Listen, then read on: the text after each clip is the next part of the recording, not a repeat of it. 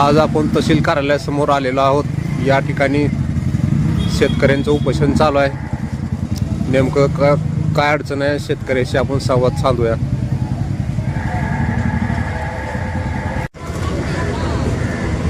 नेमकं काय अडचण आहे आणि कशासाठी उपोषणाला बसलात आपण? नमस्कार, मी शिवाजी गोरोबा डांगर, राहणार रायखेल। डॉक्टर बाबासाहेब आंबेडकर व छत्रपती शिवाजी महाराज यांच्या प्रतिमेला अभिवादन करून मी शेत रस्ता खुल्ला करण्याकरिता मौजे बातंबरी येथे गट नंबर 53 व 55ला जाण्याकरिता सर्व आदेश असून सुद्धा गेले 2 वर्षापासून मला रस्ता खुल्ला करून मिळाला नाही। त्या कारणामुळे माझी गट नंबर 53 व 55 मध्ये 7 एकर 4 गुंठे शेत जमीन पडीक आहे। त्याकरिता माझ्या कुटुंबाचा उदरनिर्वाह कसा मागवायचा याकरिता मी इथे रस्त्यासाठी आमरण उपोषण करत आहे। किती वर्षापासून पाठपुरावा करता आपण?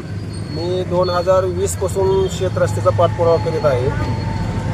तहसीलदार साहेबांचा आदेश आहे, विभागीय आयुक्त साहेबांचा आदेश आहे, देशदूत साहेबांचा आहे, अप्पर जिल्हाधिकारी साहेबांचा आहे।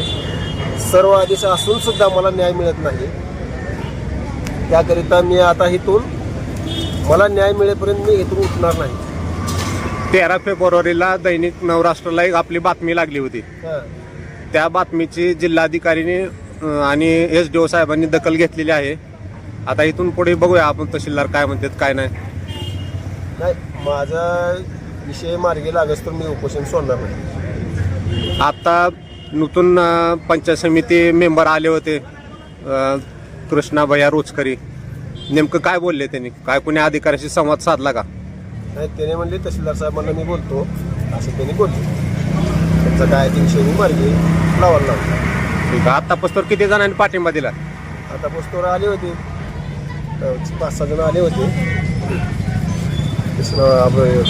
कृष्णाबाई आले होते, पुन्हा किशोरबाई कदम आले होते, अमृतराव आले होते। तहसील संबंधित तहसील कार्यालयाचं कोणी आले होतं का अधिकारी? आलेपर्यंत कोणी आलेलं नाही। आलते की आता कोणतरी ते हे कारकून आले होते ना आता? मुंडे साहेब आले होते। काय त्यांनी काय संवाद काय म्हणले? संवाद साधलेला नाही। तुमचा मेसेज फक्त तहसीलदार साहेबांपर्यंत पोच केला त्यांनी।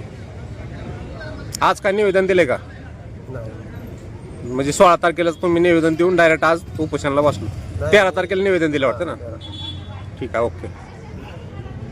ग्राहक समितीचे पदाधिकारी आपल्या सोबत आहेत। शेत रस्त्यासोबत त्यांच्यासोबत थोडी चर्चा करूया। बोला, नेमकं काय अडचण? नमस्कार, मी तात्या रोडे, युवक प्रदेशाध्यक्ष, ग्राहक समिती महाराष्ट्र राज्य। गेल्या अनेक वर्षापासून महाराष्ट्रभर शेत रस्त्याच्या अनेक समस्या आहेत। आम्ही आमच्या तुळजापूर तालुक्यातून जिल्हाधिकारी दीपा मुधोळ मुंडे यांना 2017 मध्येच अर्ज दिला की 7-12 तिथं शेत रस्ता ही कायमस्वरूपी योजना अंमलबजावणी करावी। आज तालुक्यातून महाराष्ट्रातून असंख्य शेतकरी शेतरस्त्याच्यासाठी प्रतीक्षेत आहेत, पण ह्या शेतरस्त्याचं संवर्धन करणं ही बी शासनाची जबाबदारी आहे। आज यांचा संबंधित शेतकऱ्यांचा रस्ता झालेला काढून टाकण्यात आला, मग ह्या दोष कुणाचा? दोष प्रशासनाचा। इथं गोरगरीब शेतकऱ्याचा कुणाचीही चूक नाही। ज्यावेळेस जर त्यांनी कारवाई केली असती तर आज मग महाराष्ट्रभर ह्याची वचक निर्माण झाली असते। आणि आज काय शेतकरी अर्ज करतायत, वेगवेगळ्या कार्यालयाला आदेश पारित होत आहेत, निकाल लागत आहेत, पण प्रत्यक्षात अंमलबजावणी दिसत नाही। आज आपल्याकडे हे पत्र आहे महसूल मंत्र्यांचं आहे, जे की बावनकुळे साहेबाचं आहे, त्याने आदेश केलेला आहे। जर महसूल मंत्र्याच्या जर आदेशाला इथे केराची टोपली दाखवत असतील तर गोरगरीब जनतेने न्याय मागाचा होणार। त्याने महसूल मंत्र्यांनी याची वैयक्तिक जबाबदारी त्यांनी स्वतःच्या खांद्यावर घ्यावी आणि शेतकऱ्याला न्याय द्यावा। नाहीतर आपल्या पदाचा आणि आपल्या तुमचा या महाराष्ट्राच्या जनतेला काही उपयोग होणार नाही, याची आपण दक्षता घ्या। आगामी काळात आपण शेतकऱ्याच्या प्रश्नाकडे जाणून बुजून दुर्लक्ष न करता आपण तात्काळ मिळेल तेवढा लवकर न्याय देण्याचा प्रयत्न करावा, ही आपल्या मार्फत मी विनंती त्यांना करत आहे।